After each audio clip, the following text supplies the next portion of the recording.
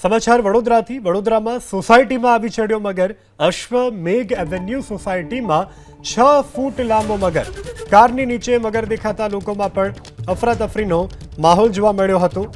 તો મહાકાય મગરને જોઈ અને લોકોમાં પણ ફફડાટની લાગણી છે। વન વિભાગની ટીમે મગરનું રેસ્ક્યુ કર્યું છે।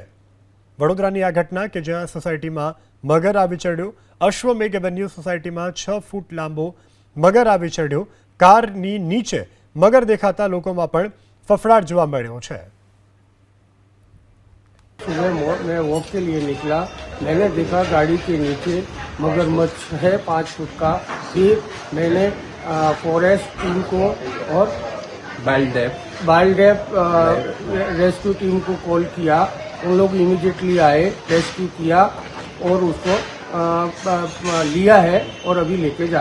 बायली पास अश्वमेघ एवन्यू पास एक 5 फूटનો મગર આવી ગયો હતો એમના પાર્કિંગમાં અને અમે WRT ફોરેસ્ટ ડિપાર્ટમેન્ટ સાથે મળીને અમે રેસ્ક્યુ કર્યો છે અને રેસ્ક્યુ કરીને અમે અમારા ડિપાર્ટમેન્ટ પર લઈ જઈએ છીએ।